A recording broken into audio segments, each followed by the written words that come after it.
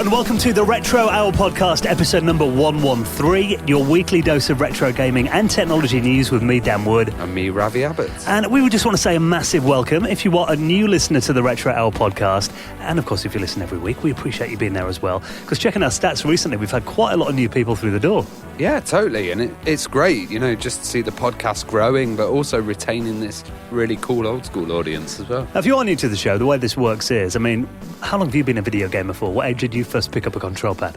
Oh, probably 5 or something. I think I was about 4 years old when I played my first ever game at a friend's house. I still remember what it was, actually. It was Kung Fu Master on the NES. I think mine was Missile Command. On the Atari 2600? Yeah. You are old school, Ravi. Well, I know we've been lifelong video game fans. All our lives we've played video games. And this show kind of covers the entire history of gaming. The line that I generally kind of use to people is the ZX81 to the PlayStation 2. Yeah, it's kind of the backstage of gaming, but what we like to do is we like to get really in-depth as well. So we'll have some, kind of standard information in there, but then we'll also have some really nerdy technical stuff as well.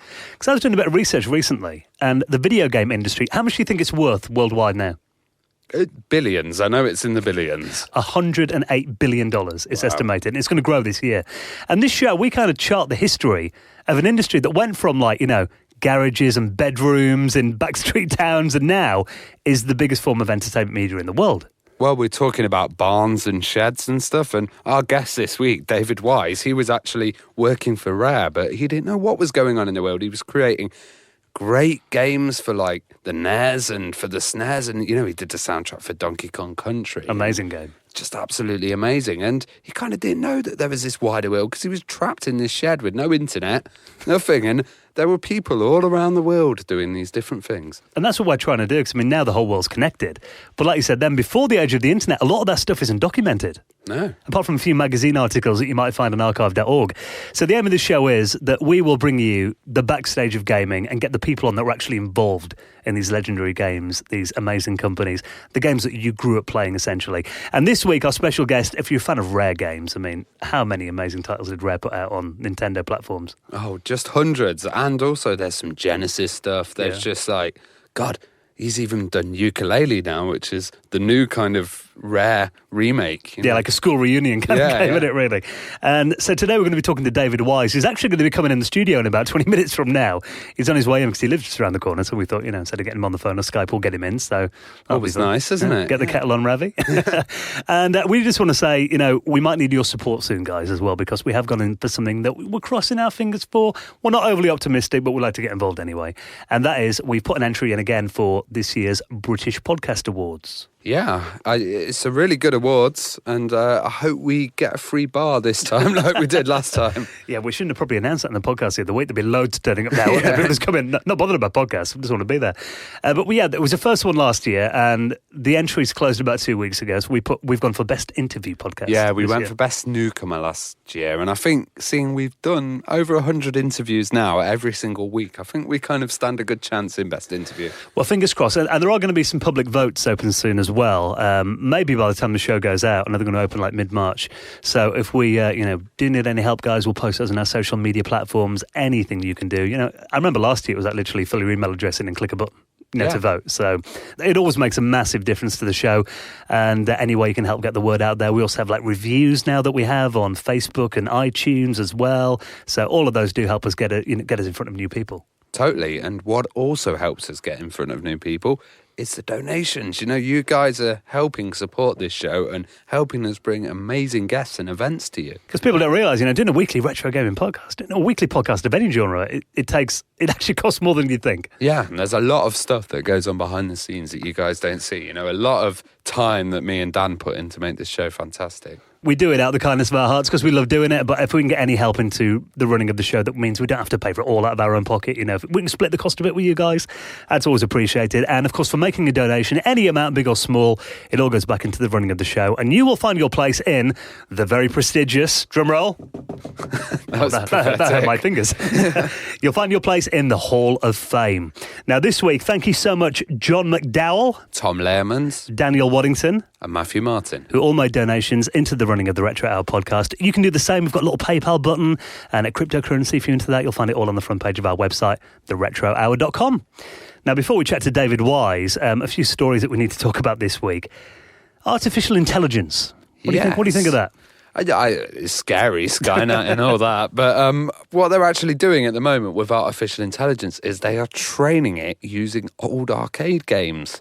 So they're doing a lot of stuff for facial recognition on the internet and everything. But for kind of training the intelligence, they're using old stuff to kind of pick the patterns. And, you know, with these old games, you'd have certain patterns that people would learn. So, for example, in Pac-Man, there was a certain pattern you could learn where you could hide your Pac-Man on a place on the map and none of the ghosts would get you. So if you were doing a Pac-Man marathon, you could use that and then go for a pee or have some food or something and then go back to your marathon. And the AI is actually finding these patterns, but it's doing it a lot more efficiently than humans did. Well, a lot of these early arcade games, I mean, they were quite simplistic, but they relied a lot on kind of memorizing like motor functions, and it was reflex based, a lot of it, wasn't it? So it was good for learning that kind of reactionary stuff.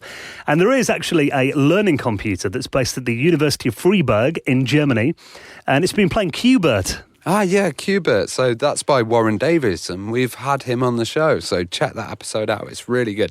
Q*bert, it was one of the really pioneering games. Very original game as well. It was like, you know, a totally unique concept when it came out. And you remember how Q*bert worked. You had to jump from cube to cube and you had to change your colours, didn't he? And he went, blah, blah, blah, blah, blah, blah. Exactly like that, yeah. And you get a little speech bubble come up with the weird language in. And then, you know, you change all the colours, get rid of the enemies, and you move on to the next level. Well, there's an artificial intelligence unit that's actually found a better way of playing Q*bert. And it realised that instead of going through the laborious process of playing the game properly, it actually finishes the first level of the game. And then after that, it just jumps in what seems like a random manner from platform to platform over and over and over again. And then it doesn't actually advance to the second round of the game for some reason. But instead, the platforms start to blink and go crazy. And then it awards a huge amount of points to the player, close to 1 million, apparently. The computer is cheating at Q*bert. All this millions and millions of pounds worth of academic artificial intelligence unit has found a glitch that no one knew about in Q*bert. Wow, that's pretty cool, actually. Did Warren Davies know about it? Well, the asked him and he said no. He wasn't aware of this. And he said that, you know, they're not running this on like an arcade cabinet. It hasn't got like, you know, Terminator claws and it's not playing the joysticks. No, yeah, but that shows me how evil AI can be. But the fact is it found a way to do it. And I was reading something similar as well. I mean, there was actually an AI machine that avoided defeat in Tetris a couple of years ago. Its solution was pausing the game. That's genius. Yeah. So it couldn't get beat then. So it's like, you know, that's the kind of thing your little brother would do, isn't it? Yeah. Yeah, I'm not playing then. Different way of thinking, you see. Totally. Now, a couple of years ago, we were all reading paper magazines. Do you remember when we grew up? Do you remember magazines you used to buy in shops? Oh, yeah, I used to buy lots. CVG, I used to buy Micromart, I used to buy... Games Master, do you read that? No, official PlayStation magazine. I used to get that one. Get the Amiga mags. CU Amiga, all of those. Yeah, Amiga format. And it kind of seems in recent years, you know, magazines have kind of fallen by the wayside a little bit. I mean, we did have, you mentioned Micromart there. That was one of the recent casualties. Remember when that went about a year ago? And that was kind of one of those mags that I would always pick up if I was in like Asda or Tesco or somewhere and you'd see it. It's kind of like people like us kind of taking over the magazine's jobs at the moment. But the main thing is, new magazines are also coming out, which is just absolutely fantastic. And we've been informed about this one called Paleotronic. And this is a two-women startup based in Australia. Yeah. And it's a brand new retro magazine. So you can subscribe on Indiegogo, and the first issue is kind of free. There's a, you know, little preview of it that you can check out. But they are looking at some really interesting stuff.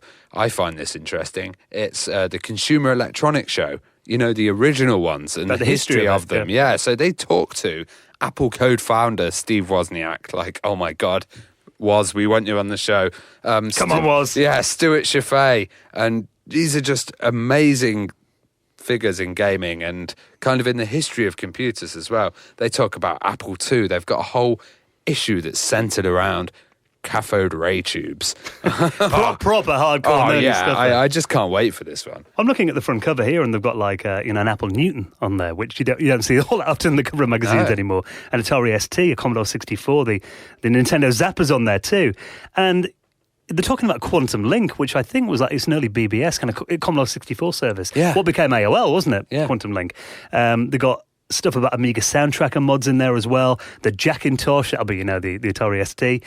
And I love the fact as well that it is a magazine from Australia. Yeah, coming from Australia is great as well, because actually we haven't heard that much about the Australian perspective in kind of mainstream computer technology sections, you know. Well, I know they had quite a similar history to us here in the UK. I know a lot of the machines that were big over here were big there too.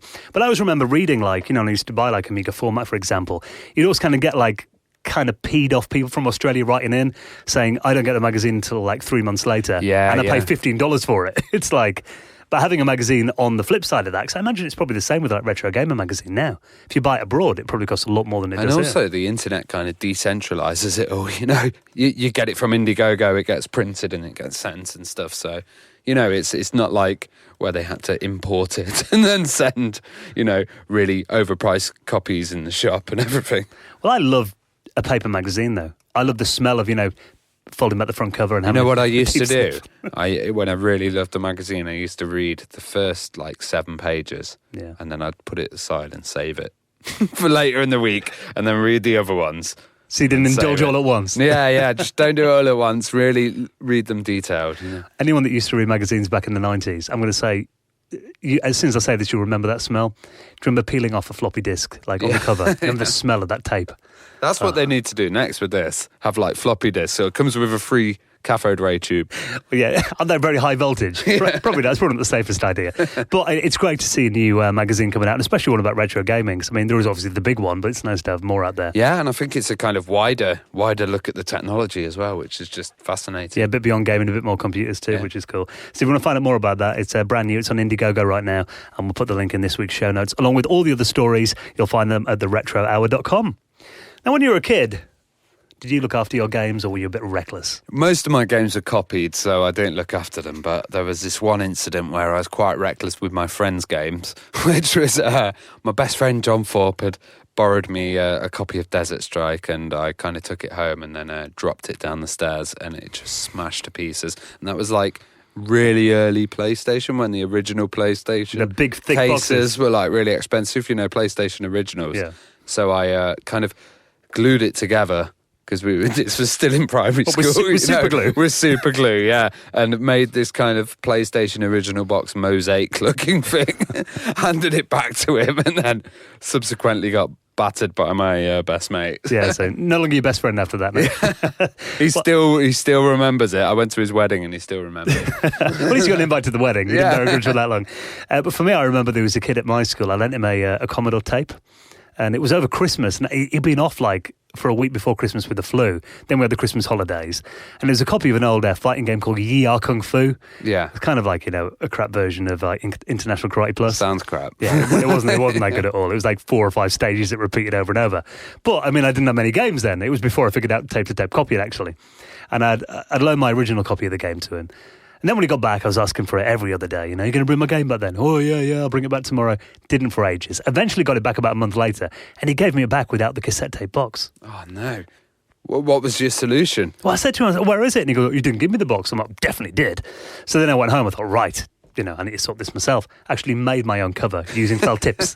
Nice. And I think I've still got that. So if I can find that, I'll put a picture on our Twitter. That's pretty epic. But that's the thing. I mean, you used to look at, you know, look around markets and all that kind of thing back then. Kind of dodgy copies would often have kind of homebrew artwork on them, wouldn't they? Yeah, definitely. And, you know, we're talking about this because there's this Twitter account which is called Abused Games. Now, it's a lot of it is like cartridge kind of based games that I imagine they probably had, you know, people like I had in the house, you know, a younger sibling who didn't respect your property. So we're looking at like, you know, a copy of Animal Crossing New Leaf that's had its cover completely scratched off.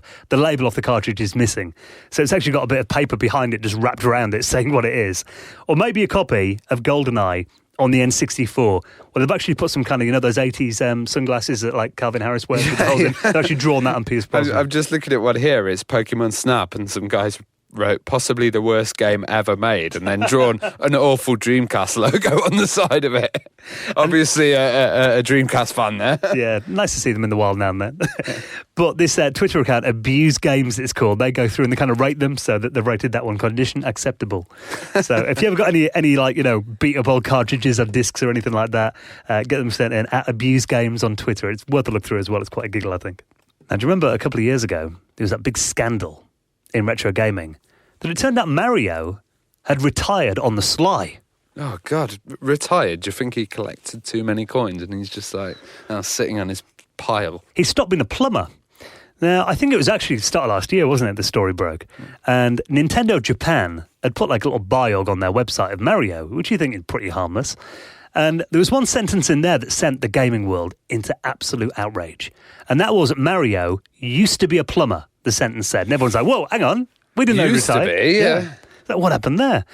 Well, now it turns out they've actually amended that copy on their website. And now Mario's biog, they've restored the equilibrium in the universe. He's now plumber again. Yeah, do you reckon it was just a recession and he's kind of lost his job and he's just hanging around the house? You know, now they've rang him up again and said, Mario, we've got some pipes that need cleaning.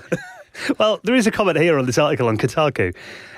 This comment, it goes, fans are actually insane. Mario has not once plumbed anything in his entire career that I can remember. So what does he do after saving the princess? He's back in his 9 to 5, unblocking the toilets of the kingdom. Oh, God, after Bowser, I wouldn't like that.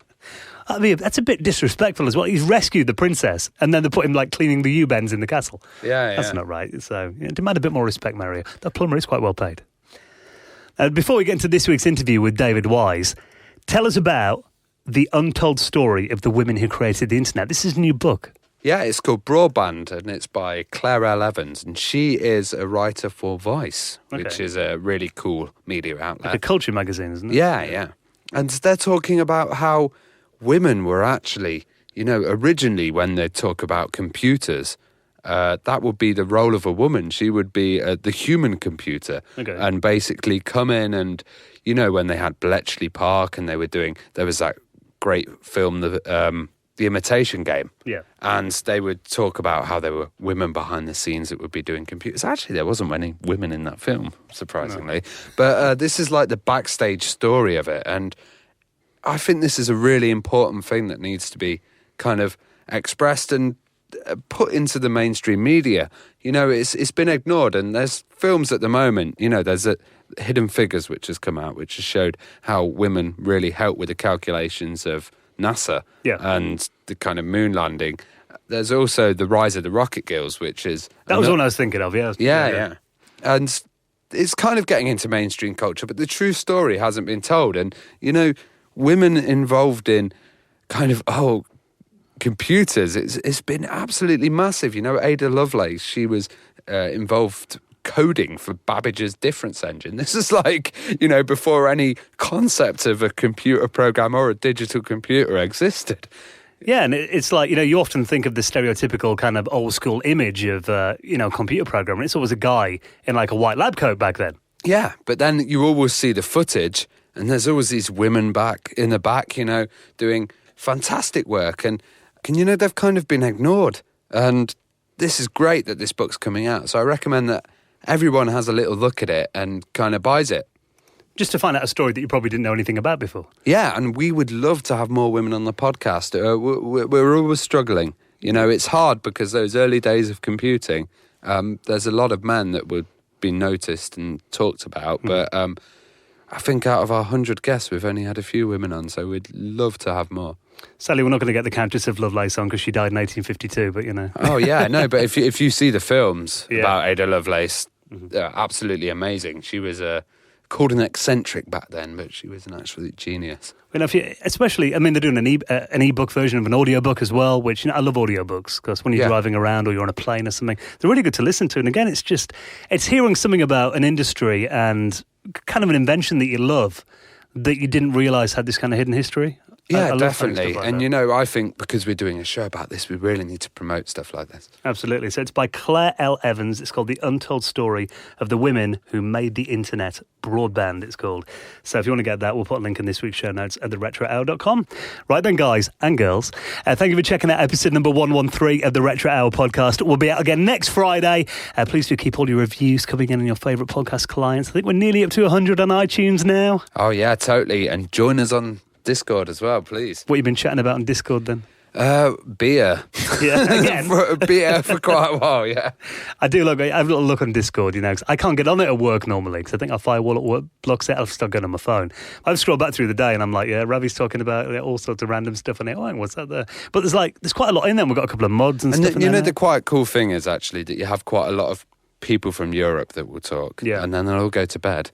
And then all the Americans will talk, and then you check it, and you're like, oh, there's been a whole conversation going whilst I've been away. Because that was one thing about IRC. When you logged onto an IRC server, you kind of got dropped in, but you didn't know what had gone on before unless your computer had been on all day. Yeah. So that's kind of cool to catch up on conversations that you missed. And I just think, do you remember being a teenager, and you're probably like me, did you get hooked on like IRC and stuff in chat rooms? And... Yeah, I was absolutely hooked on IRC. I would do trading, I would do file exchanges, I would have war bots that would go into other channels and do mass flooding. Yeah, very naughty on IRC. Yeah. Well, none of that in our Discord server, although you're doing to make a war bot, don't you? No, shush. He's a good boy, really. Yeah. So if you're going to join us on there, though, I mean, it does kind of, go... I haven't been on there enough yet, and I do need to get on it more, I know. But it does kind of recapture that kind of magical era of chat rooms, actually. Yeah, totally. It's a load of fun. So if you want to join us in that, you find the link. You get a little web client, or you get apps for your phone or your desktop. You can get those on the front page of our website, theretrohour.com. Right, let's do a bit of reminiscing about Rare, some classic NES, N64 games. This week's special guest, we need to go make him a cup of tea before he comes in the studio.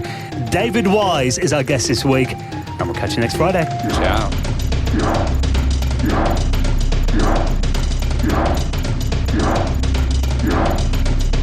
You're listening to the Retro Hour podcast, and it's time to welcome on this week's very special guest. Welcome to the studio, David Wise. Hello, and thank you for inviting me on. It's always nice when we get people actually in the studio as opposed to Skype. Because we actually did a panel not long ago at All Your Bass Festival in Nottingham, didn't we? That's right, absolutely. It was a good festival, nice, bijou, petite, but it was very nice and welcoming. Yeah, and we loved your live performances as well that you're doing on stage. Lovely, thank you. Yeah, well, I'm still refining it, but it's getting better all the time. Are you doing quite a lot of those, are you then? Or? The next one is in Kuwait, Right. and then I've got some in Bavaria in Germany later in the year, hopefully, and there's maybe a few other things coming up later in the year as well. I love the Phil Collins drumming that you had going on in that. Yes, I brought my friend Nigel, who's a very good drummer, and he had him doing the Phil Collins type drum fill that was used in the Cadbury adverts, if I'm allowed to. Yeah, of course. Yes, reference that. And in that advert, they've got a big gorilla in a big gorilla suit, and he goes... And I kind of borrowed some of that riff for one of the tracks from Tropical Freeze, and we were demonstrating some of the composition. So every time that riff came on, Nigel would play the drums, completely oblivious of the fact that there's this big monkey behind him playing the drums. It must be great to get out there and do these tracks live in front of an audience. It is. Yeah. I don't do it very often, but it's very nice when you do. Well, we're going to get into the stories of your games that you've worked on, because there's been, some really huge titles that you've worked on over the years. But I mean, going all the way back to day one, I mean, this is always a question we like to find out, get a bit of background. I mean, what's kind of your earliest gaming memory then, or computer memory? Where did it all begin for you? Computers in general, not with music. It was ping pong, that tennis game. My dad brought home the ping pong type thing, plugged it into the TV, and we played it for 20 minutes, and then, that was done. Well, what was your first kind of experience of hearing digital music? Digital music, I suppose it was a CD, and my first CD was by a band called X-Ray Specs, years and years and years ago. And that would have been my first entry into digital music. But my first experience of writing music for the, what was it for? The NES, I suppose. Yes, it would have been. That was a game called Slalom. So very, very early. I think, again, in that festival, I sort of played a snippet of that. And it was very, very early days at that point. I love the fact you mentioned the first CD that you bought. I think anyone that's a fan of music always remembers their first CD or album they bought, don't they, as well? Yeah, I can't remember. I did buy albums before that, and I can remember having, the Sex Pistols album, Clash albums and things like that, and certainly some Police, because I really like the Police. Yeah. But the first CD, digital music, was X-Ray Specs. Mine was Technotronic's Pump Up the Jam albums, though. Not quite as cool. Mine was The Verve, Urban Hymns. Oh, yeah, that's another cool album. So they kind of your musical influences growing up then? Did you like a lot of that new romantic kind of stuff then? Did you like any of that? I think really punk rock really was the first influence. Mm-hmm. And then I sort of came around to some of the, as you say, new romantic and some progressive rock as well. There's a whole mix really. And classical music as well, because I'd learned that when I was playing the piano. So as you mentioned, you learnt piano. I understand you learnt a lot of other instruments afterwards. Yeah, I like learning different instruments. So I've got quite a collection at home, quite an eclectic collection. Things like mandolins and I think they're called bouzouki, which is like a oversized mandolin, Irish instrument. I've got various guitars, grand piano. I've got lots of electronic things, lots of saxophones because I like playing the sax. And loads of things, bass guitar, normal guitars. As someone who learned with, acoustic instruments, you could say, what got you into making digital computer music then? Why did you decide to do that? It's almost by accident. My father worked at Leicester Polytechnic, and he was in charge of the computer department there, and they got these big mainframe computers, and they're doing really technical stuff. I wasn't really into computers. I was never going to touch a computer. I thought they were just very nerdy and that kind of stuff, and being into punk rock and playing drums as I was at the time, I was too cool for school, so I was never going to do it. So my first job was at a place in Leicester called Soundpad, and I was selling drums. I was upstairs. Nobody ever came upstairs, and one day this chap brought in a Yamaha CX-5, and nobody knew how to use it. And at that point, I wasn't particularly interested in learning how to use it, but then they said, well, you can have an extra day off a week for the next 4 weeks if you want to go home and learn how to use it. So I thought, well, I'll buy that. I'm sold. So I took it home, read the manual many, many times, and learned how to use this CX-5, which was a little music computer by Yamaha, and it had a little FM, 4-operator FM chip in it, and MIDI as well. So that means you could control other synths outside the box of the CX-5.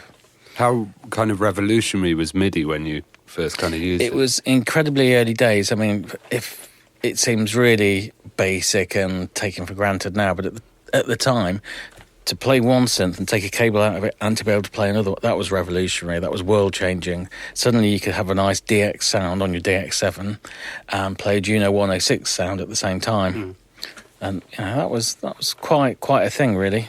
So I remember seeing my friend at school. He had a MIDI keyboard and an Atari ST, and I was blown away that it could play the instruments, and it did seem like you could actually have a band in your bedroom on your own. Yeah, you could. I also had an Atari ST, and I had a copy of the Cubase, early Cubase, I think it was called Pro 24, and that was my first program on the Atari ST. I think it had about 1 megabyte of memory, which was quite revolutionary as well. You're never going to fill that. No, never, ever. I can remember when I had a 2 gigabyte drive. Yeah, 2 gigs, and I thought, I'm never going to fill that, and now we've got terabytes, haven't we? Yeah, it's still running out of room. Yes, absolutely.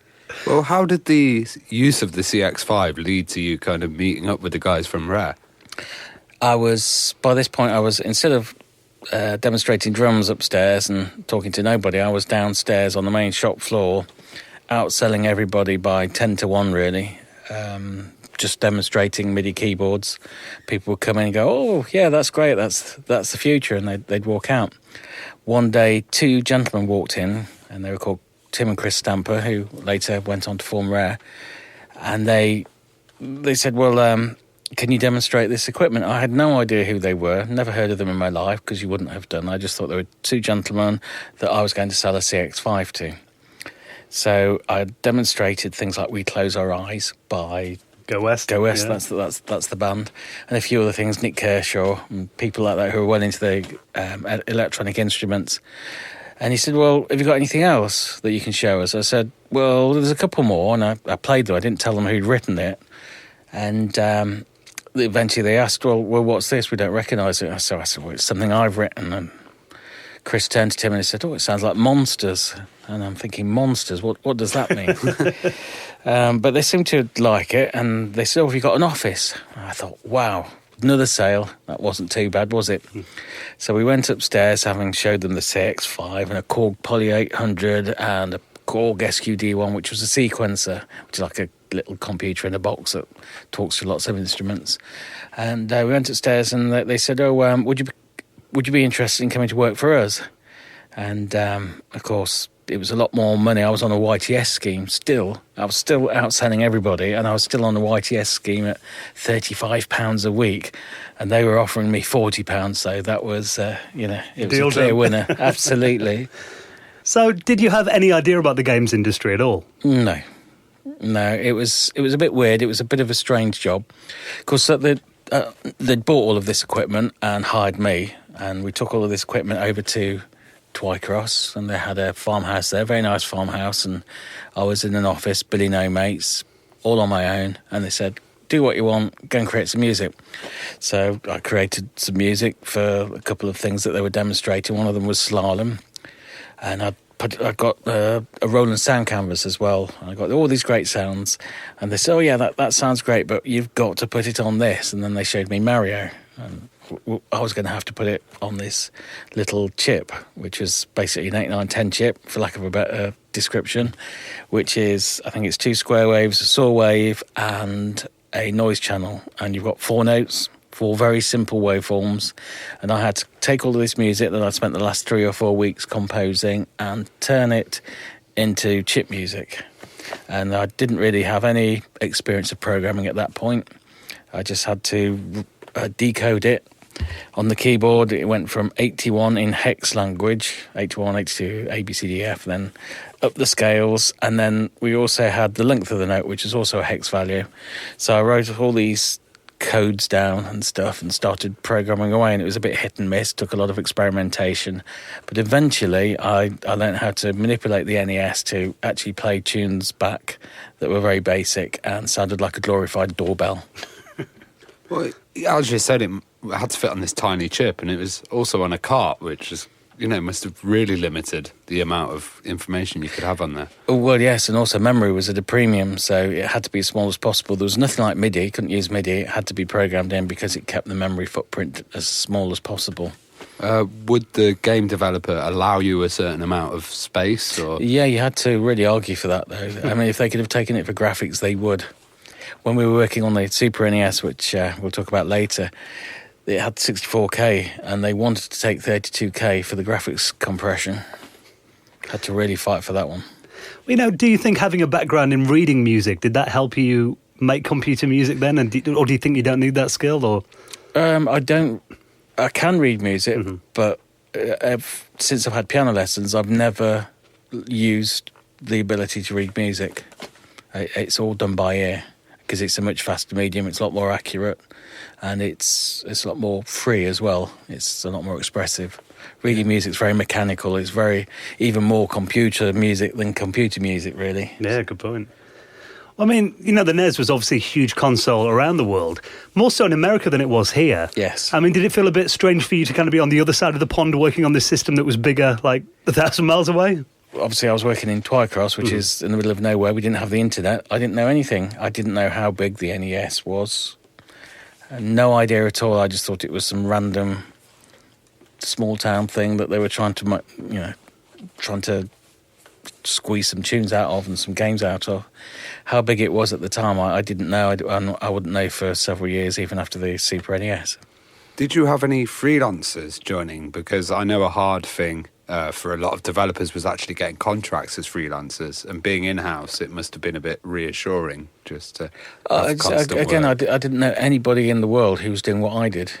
So you were just in this isolated kind of... isolated box, yes. That was your world. Yes, in fact, there's a song at the time, wasn't there? I'm living in the box. That was me.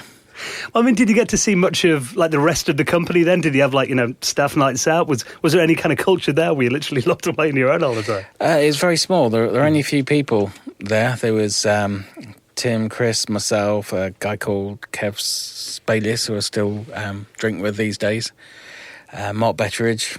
A very small team. So the culture was working, and we worked. We went in at 9 o'clock in the morning. We were probably still there at 12 o'clock at night. 6 days, sometimes 7 days a week. We were really into what we were doing, and they wanted these results. So I was very pleased to have a job writing music, because it was what I'd always wanted to do, even though I probably didn't know it. And it was a lot more rewarding than either working in a music shop. Before that, I worked at Walker's Crisp, picking chips off the belt. It was much more fun than doing that. So to have the freedom to do something that I really enjoyed and get paid for it was just brilliant. Well, how was the relationship between Nintendo and Rare? Did you ever see any Japanese guys going around or anything? Eventually, in the Super NES days, but I was kept away from all of the management side. I was quite young, 18 or 19 at the time, and it wasn't really my world. I was just pleased to be making music. What were your favourite early projects that you worked on then? Any that kind of really stick in your mind? Slolan was the first one, so that's always going to stay there. And I went through, when I started doing these kind of live things and performances for universities, I went through quite a lot of the old stuff, and you could hear it develop over time when you learnt how to really manipulate the sound chip and start to get the best out of it. And one that I'd completely forgotten about was one called Time Lord, and that's got a... it's almost as... When you listen to it, I don't know, 25 years after you've written it, you've got a better perspective on it, and that was really quite well programmed and written, that one. And there was a vast chasm between the original one, and by the time we got to that, we were really starting to make some good musical sense out of it. Were there any kind of tricks or effects that you employed to make the NES do stuff it shouldn't? Yes, but it was all very nerdy, so if you can nerd out for a few minutes, you've on the two main channels, you can change the pulse width of it, so it makes and then it makes a It's almost as though somebody's just changed the EQ on it, but that's quite a luxury when you've only got 4 notes that sound very similar. And you could take a channel and you could basically copy it and offset it. So you might offset it by, 9, a value of 9 in hex, and then you've got this kind of delay, and it sounds bigger and it sounds nicer because you've got this slight MIDI delay on it, really, for lack of a better word. And that's nice, but then you lose the chord, but at least you've got a nice lead sound. So I found that if you could suggest the chords using the 4 channels, and then when it came to the lead stuff, because you'd already set the chord pattern up in people's heads, you could lose that information and then just play the lead. So you've already established the chord sequence and then just play the lead, and it seemed to work.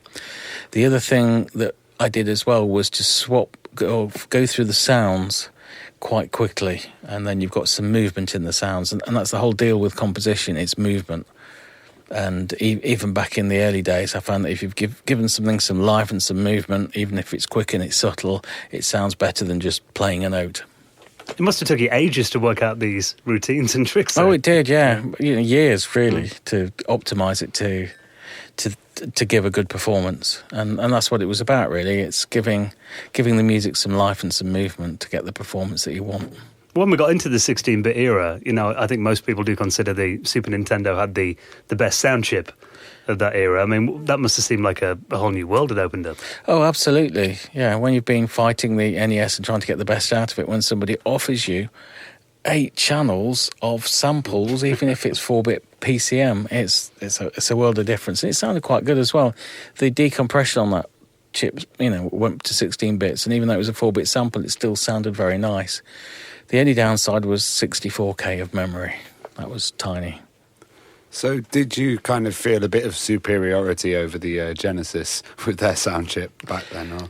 I'd done some work on the Genesis. I think it was the FM chip, wasn't it, yeah. on the Genesis? So that was quite nice because when I was working at the music shop, I'd learnt how to program the DX7. And it was very hard work because it was a menu-based system. So to be given a computer where you could actually edit values and hear the results fairly instantaneously, that was quite a revelation, really. And I still enjoy writing with FM sounds today. I still quite like the sounds, and there's still so much more that you can do with FM that still needs to be explored, but probably never will be. So did you start to get any interest in playing the games themselves around this stage and when you were working on them, or was it really just all about doing the music? Mainly working on the music, and I'll tell you what, there's a story there. Zelda, the first one on the NES. Yeah. I love that game. I loved it a bit too much because once I started playing it, I was hooked, and I couldn't put it down. And I played it for 3 weeks, and I was on contract at that point. I later became in-house, but it meant that all the time that I was playing that game, I wasn't getting paid for it. But it was so addictive. For 3 weeks, I did nothing but play that game. And after 3 weeks, when I'd just run out of money, I thought, if I carry on playing games, I'm going to be so broke. So I learnt the discipline to be able to put them down. Although I do enjoy playing them, I like the Switch kind of thing where you can just pick something up and play it for half an hour, put it down again. That's great, because if I get hooked on something, it's not financially, it's a financial ruin. Yeah, you couldn't play Zelda if they cut the power off, could you? No, absolutely. But you can on the Switch. It's got. Good point. Well, there were some big titles that came out for the SNES, and Killer Instinct was one that had a really big soundtrack. Did you kind of get involved with Killer Instinct, or did you use any parts of their... I was involved with Killer Instinct really just for the setup. We were... we did it on an arcade machine first of all, and it was by Williams, so they flew me out to Williams to see how they got the compression to work and get quite a large soundtrack onto a very small cartridge space that they could use. So we'd done the... Let me see, we're working on getting the arcade system working, but by this point, Graham Norgate, who you met the other week, and Robin Beanland, they were brought on, and that was really their puppy, and they took over and did a fantastic job with Killer Instinct. Well, Donkey Kong Country was one absolutely massive project, and it really pushed the SNES to its limits. Was there a lot of pressure with that? I was probably blissfully unaware of the pressure. I was very happy to be given 8 channels, even though it was 8 monophonic channels, 64K of memory, and after working on the NES, it was like somebody giving you a Christmas cake every day. It's like somebody giving you a new toy, and because I was really into it, because of the way my brain's wired, I was just really into it, and all the stuff that I'd learnt from doing the NES and taking things down to very small components and trying to get the best out of it really gelled with my brain at the time. We didn't have a lot of memory, so to compensate for that, I was really into a synth by Korg called the Wave Station, and that's got tiny little samples on there. And what they'd done, they'd sampled it at various different cutoff frequencies down to a single cycle and swept through them, and then suddenly you've got a filter sweep, even though there's no filter, or there wasn't a filter on one of the versions of it.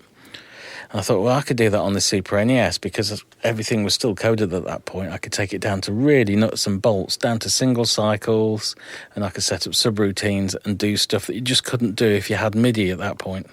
So I did exactly the same. I got a Juno, Alpha Juno 2 synth, and I got a tone, put the filter on it, and sampled it, I don't know, loads and loads and loads of times at different pitches and at different cut-off frequencies, different resonances, and sampled hundreds of waveforms, and then got a collection of about 20 that worked. And if you put them all together, and it's just by, you just play them for a fraction of a second, they cross over, crossfade into each other and out very quickly, and suddenly you've got a filter sweep, and that for me was, hey, that's great. So just little things like that. And there was also with the wave sequencing as well, is they used it for bass sounds where they'd step through sounds and it would just change the timbre, and nothing had been done on the Super NES like that, or really a lot of synths.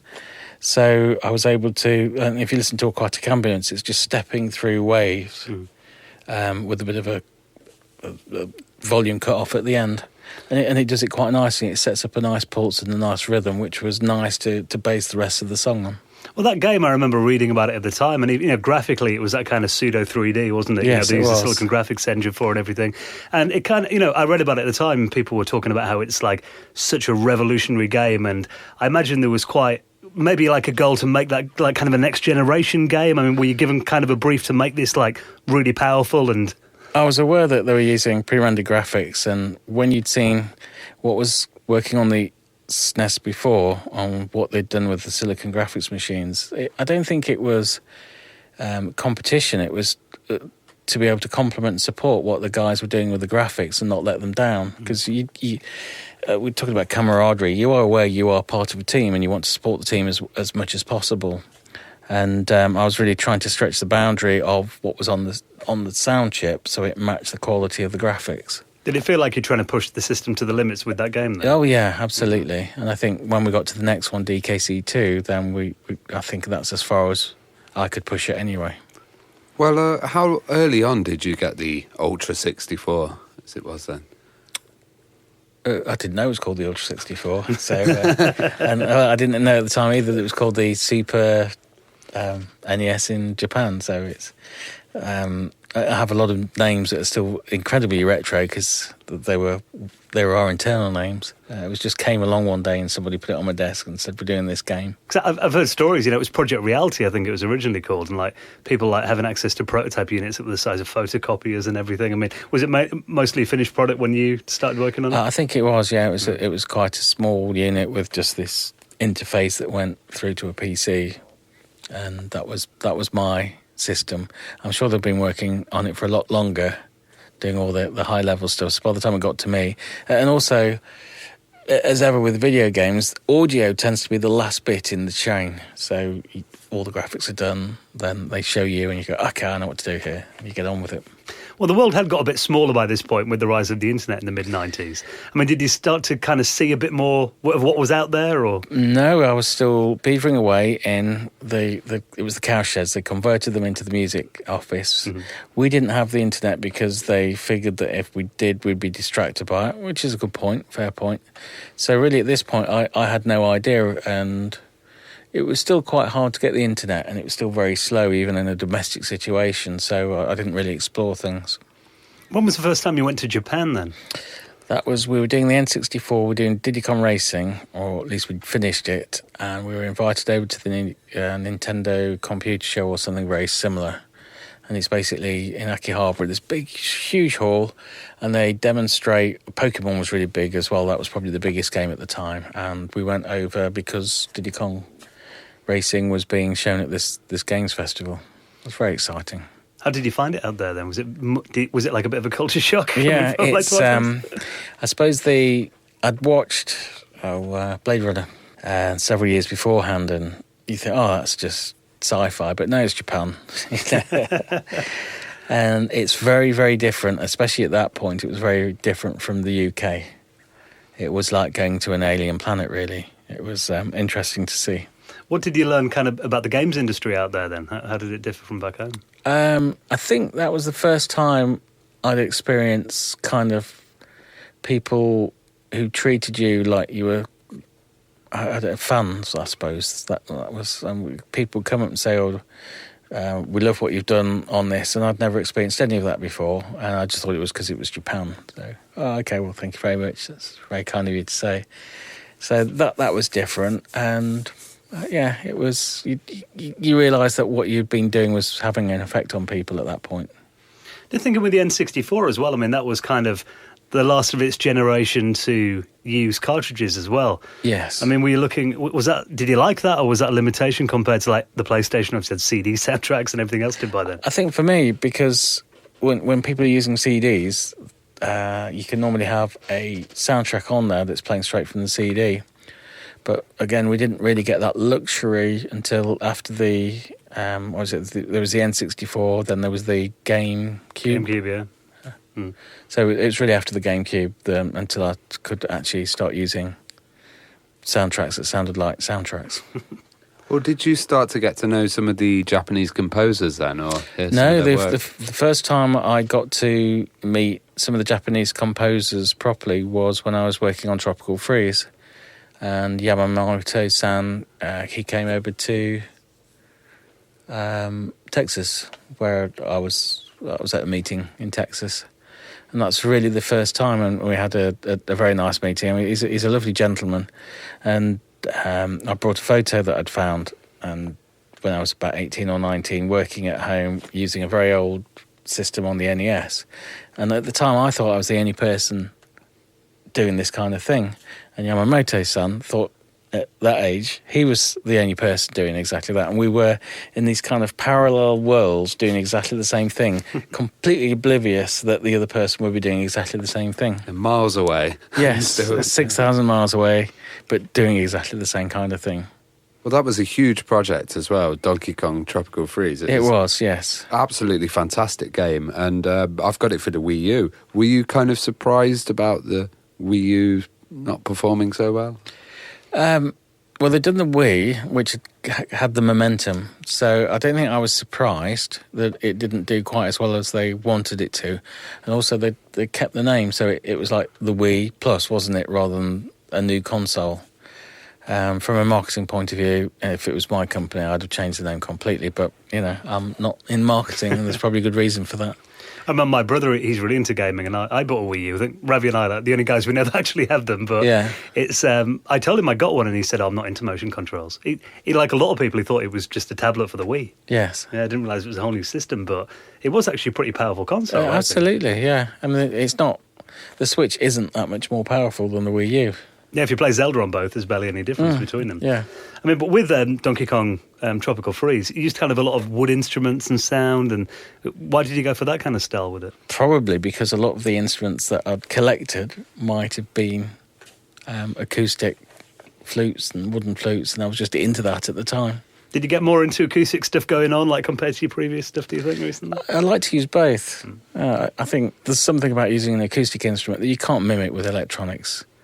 We try, but it's so nice when you can hear somebody play something, even if it's really simple, because it's unique every single time you play it. Whereas if you're playing back on a keyboard, it's quite static by comparison. So to have some kind of performance there, and that's what it's all about, is so nice, even if it's very basic.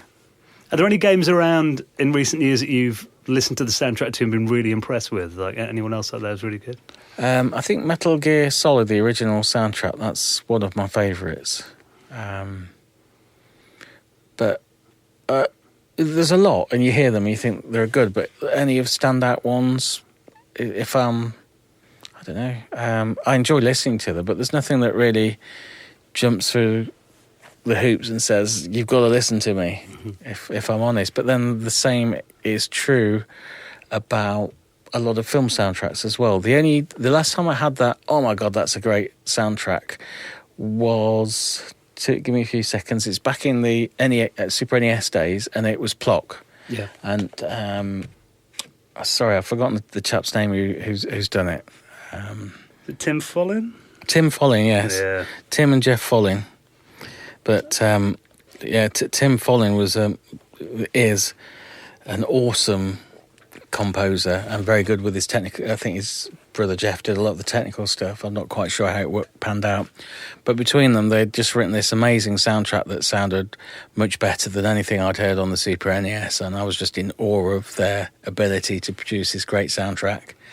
And it was a good education seeing, and I sort of reversed engineered what they'd done to see how they'd done it, and it was very impressive stuff. But that's probably the last time that I've listened to a game soundtrack and thought, you know what, that is absolutely amazing. It's one of those where you pause the game and just listen to the soundtrack. Oh yeah, absolutely. It doesn't happen very often. Yeah. Well, getting games briefs now, are they a lot more detailed and a lot better than what you would get back in the days? Yeah, let's go to Snake Pass with Sumo. They're a very organised company, great communication, and they just said, this is what we're doing. And it really was quite last minute when I started working on it. So, yeah, it's just nice that somebody can play you something and say that this is, how we want it to go. Well, Snake Pass had that kind of great sound of movement, as you mentioned. Yes. And lots of instruments. You had, steel drums and stuff in there. Right? Yeah, it's based in Chile, South America, Aztec, Mayan, and a lot of the instruments out there are wooden. So I try to keep everything as wooden as possible. So we've got xylophones, we've got wooden flutes. All the percussion on the whole is wooden, so it might be bamboo poles, bamboo brush type things. Everything is, as far as we can keep it, is wooden. So there's a lot of acoustic guitars on there, just to make sure everything's nylon and wood, because it seemed to fit in with the atmosphere of the levels that they'd created. You do hear it, you do think like a snake wheeling through the jungle. It's like, it's quite a hard brief, I guess, isn't it? Yeah, it's quite a hard brief, but it's such I don't know, again, it's so Nintendo-esque. It's so alluring to watch and to play and to pick it up and play it. There's not many games where I see a game and think, I just need to pick the controller up and play that. And that was one of them. Well, I think the Switch itself, that's it's brought a lot of fun back to gaming, I think. It has. I like that kind of fun in gaming, and it's been a real pleasure to work on the Switch and do quite a few soundtracks for it. How do you find it to work on then? Technically, I don't really have to worry about the technical stuff. I'm very lucky. I can just give people a WAV or stems and they sort it out for me. But as sort of from a gaming perspective, the games that are on the Switch are the sort of games I like to play. Yeah, pick up and play games, aren't they? We were talking about that before. Yeah, absolutely. One project you must have really loved was Ukulele, and that was kind of the original guys of Rare coming back together. And yes. is it like a school reunion? It's very much like a school reunion, because, I mean, most people who are working in games are very passionate about what they do, and they're a good bunch, really. Everyone at Rare was, we were, I think we were fiercely competitive, but at the same time, we probably had each other's back as well. And that kind of camaraderie that you get when you're working in a game studio, you certainly got that over at Retro Studios, and you also have it at Sumo Digital as well. And we brought it back together for Ukulele, and it was nice to go in and see the guys who were working on this kind of 3D adventure game from really the N64 days. And it was nice. It was nice to be part of that. And sometimes it's just nice to kind of go back in time and do something that you enjoyed and you didn't realise you enjoyed it at the time as much as you did. So it's a blessing to be able to go back and do that. There seems to be quite a lot of that around right now, these kind of classic gaming styles kind of being reinvented again. And it's nice, isn't it? I like that. I mean, there's Crash Bandicoot and there's a few other ones that were great games at the time. And they've been reinvented for our time. I like all of that, and it's nice. It's nice to see some familiar characters, some familiar gameplay, and you can just jump back in, and there's nostalgia with all of these things. And it's, I don't know, that kind of warm, fuzzy gaming feeling that you get when you're playing games that you used to play when you're, 10, 20 years ago. I think the indie scene's helped that quite a lot.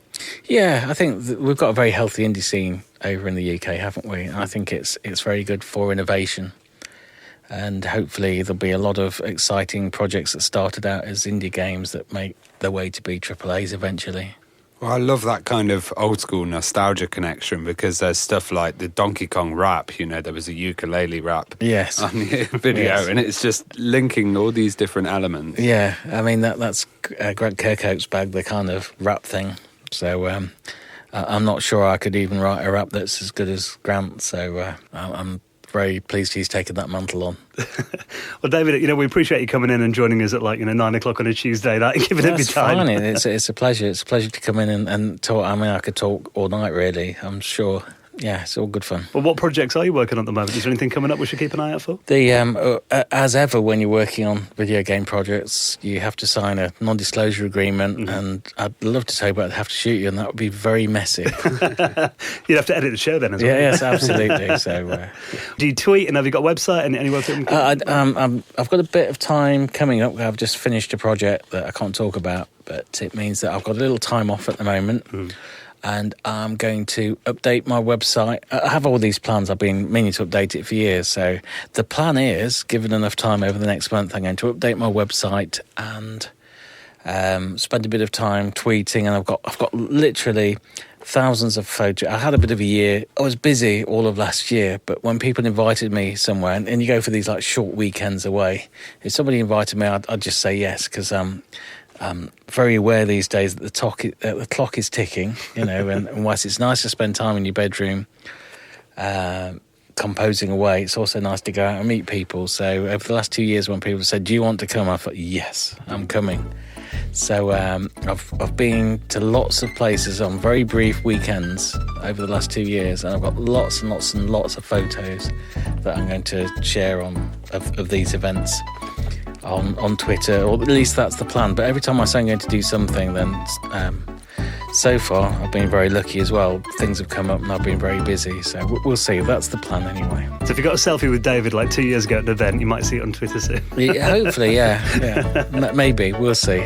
We'll keep an eye out for what you're up to, David. It's amazing talking to you and getting your memories. Lovely. Well, thank you for inviting me on. Cheers. Thank you. Thanks.